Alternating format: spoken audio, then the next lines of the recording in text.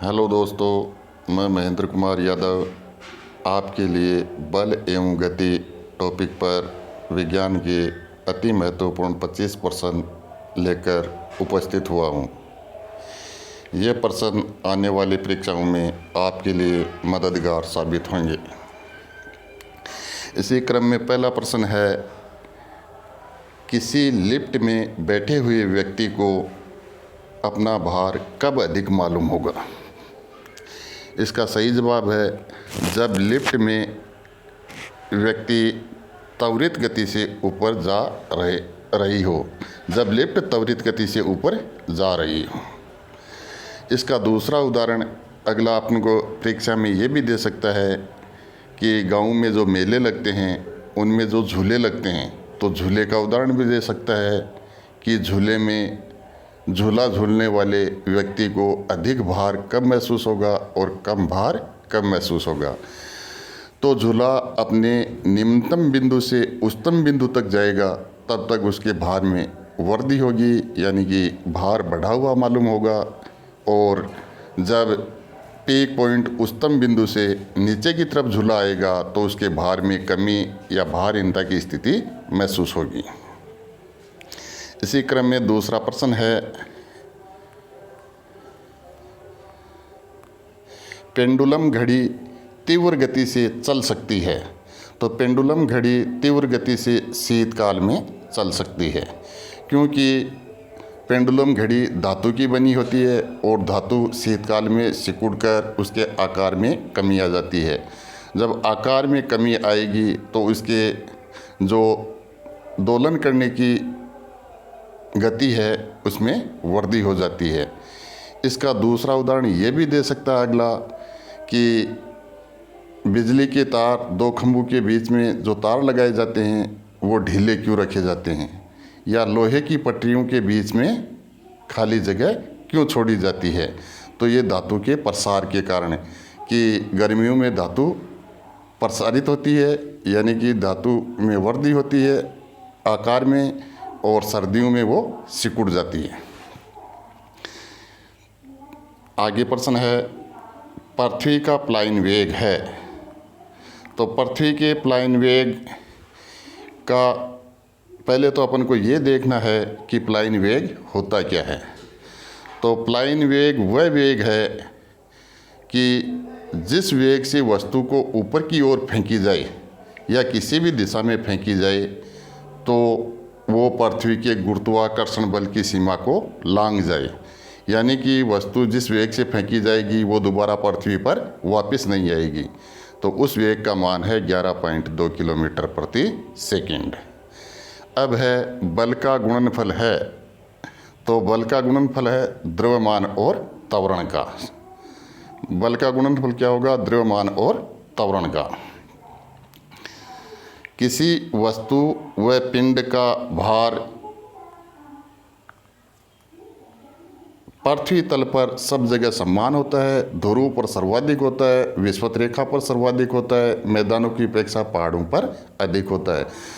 तो किसी भी वस्तु या पिंड का भार ध्रुवों पर सर्वाधिक होता है, क्योंकि गुरुत्वाकर्षण बल का मान ध्रुवों पर अधिक होता है। इसी का दूसरा उदाहरण भी अपन को दे सकता है कि कोई सुनार अगर विषुवत रेखा पर गहने घटता है और उन्हें ध्रुव पर ले जाकर बेचता है तो उसको लाभ होगी या हानि। तो अगर विषुवत रेखा पर कोई सुनार गहने घटकर ध्रुव पर बेचता है तो उसे लाभ होगा, क्योंकि उसका जो गहने घड़े हैं उनका भार बढ़ेगा। और अगर कोई सुनार ध्रुव पर गहने घटता है और विषुवत रेखा पर लाकर बेचता है तो उसे हानि होगी।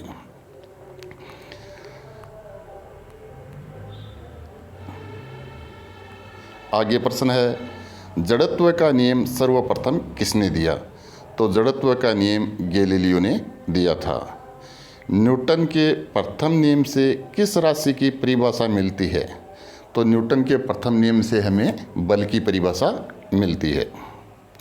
ग्रहों की चाल से संबंधित नियम किसने दिए?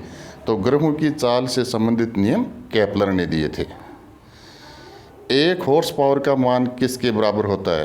तो 1 हॉर्स पावर का मान होता है 746 वाट के बराबर। अब देखो अपन को चारों ऑप्शन में दे रखा है 746, 746 और 746। तो पहला है जूल। जूल मात्रक है ऊर्जा का, न्यूटन मात्रक है बल का, कैलोरी मात्रक है ऊर्जा की और ऊष्मा की, सॉरी, और ये वाट मात्रक है शक्ति का। तो हॉर्स पावर 746 वाट के बराबर होगा। निर्वात में यदि 3 वस्तु लोहा, कागज और पत्थर को एक साथ गिराया जाए तो पृथ्वी पर कौन सा पहले आएगा? तो देखो, निर्वात में अगर कोई वस्तु गिराई जाती है तो वो सभी वस्तुएं एक साथ पहुंचेंगी, चाहे उनका द्रव्यमान अधिक हो, घनत्व अधिक हो, हल्की हो या भारी हो। और अगर स्वतंत्रतापूर्वक किसी वस्तुओं को गिराई जाए तो उसमें जिसका घनत्व अधिक होगा वो वस्तु पहले पहुंचेगी और निर्वात में सभी वस्तुएं एक साथ पहुंचेंगी।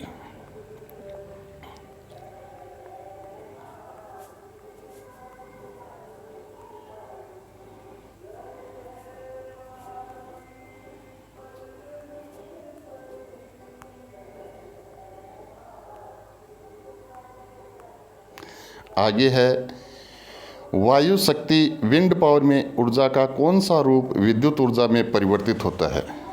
तो यह है गतिज ऊर्जा का। एक कण का वेग अपने आरंभिक मान का 1/3 कर दिया जाता है तो कण की गतिज ऊर्जा हो जाएगी उसके वेग की 1/9 गुनी।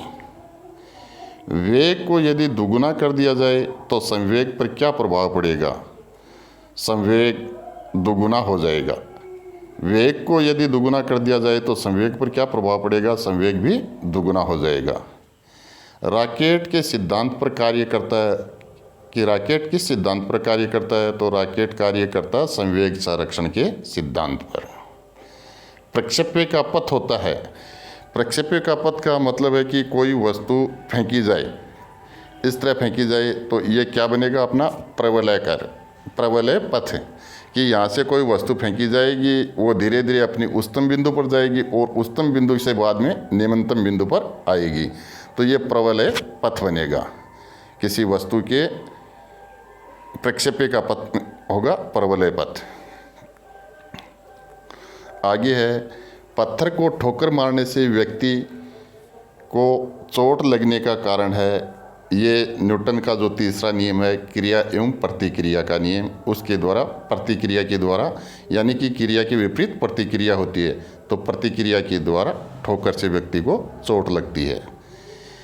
अब है एक गेंद को क्षैतिज से किस कोण पर फेंकें कि वह अधिकतम क्षैतिज दूरी तय करे? तो वो है 45 डिग्री के कोण पे। वही प्रवलय पथ बनेगा 45 डिग्री के कोण पे कि पहले फेंकी जाएगी तो वो वस्तु नीचे रहेगी, फिर अधिकतम बिंदु पर जाएगी और फिर नीचे आएगी। प्रवलय पथ की 45 डिग्री के कोण से ही गणना की जाती है। तुल्यकाली उपग्रह के परिक्रमण की अवधि होती है। तो तुल्यकाली उपग्रह के परिक्रमण की अवधि होती है 24 घंटे। उपग्रह एक होता है तुल्यकाली उपग्रह और एक होता है भूस्थितिक उपग्रह। भूस्थितिक उपग्रह की गति होती है पृथ्वी की वार्षिक गति के बराबर और तुल्यकाली उपग्रह की गति होती है पृथ्वी की दैनिक गति के बराबर। तो भूस्थितिक उपग्रह की जो परिक्रमण काल आएगा वो 365 दिन आएगा और तुल्यकाली उपग्रह है उसका परिक्रमण काल आएगा 24 घंटे। निम्न में से कौन सा बल क्षयकारी बल है? क्षयकारी बल का मतलब है कि किसी वस्तु के वेग या संवेग में कौन सा बल कमी कर रहा है, कमी ला रहा है।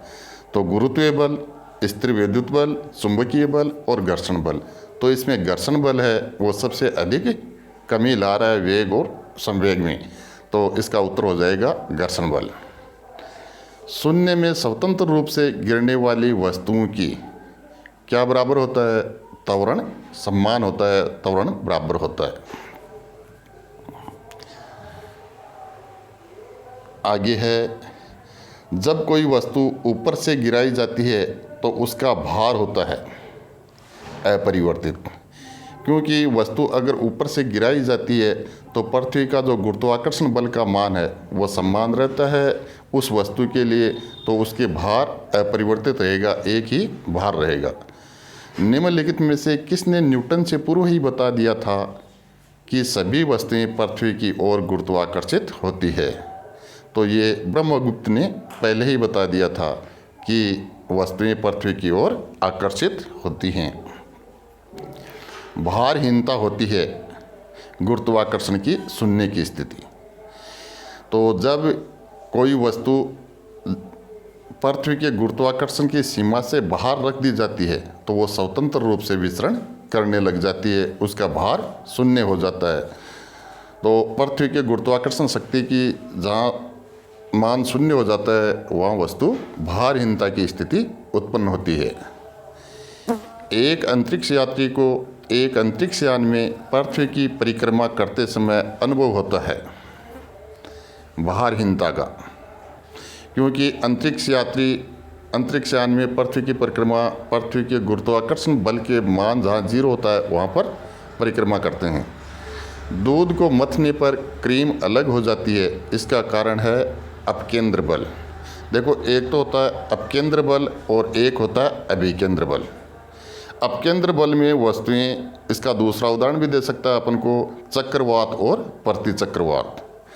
तो चक्रवात के अंदर बल लगता है अपकेंद्र बल कि किसी वस्तु को अंदर की ओर ले जाती है, जिस तरह से टॉर्नेडो है, टॉर्नेडो वो भी अपकेंद्रीय बल का उदाहरण है। और प्रतिचक्रवात है, उसमें वस्तुएं बाहर की ओर निकलना शुरू होती हैं। तो अपकेंद्रीय बल अंदर की ओर आकर्षित करता है और अभिकेंद्र बल बाहर की ओर।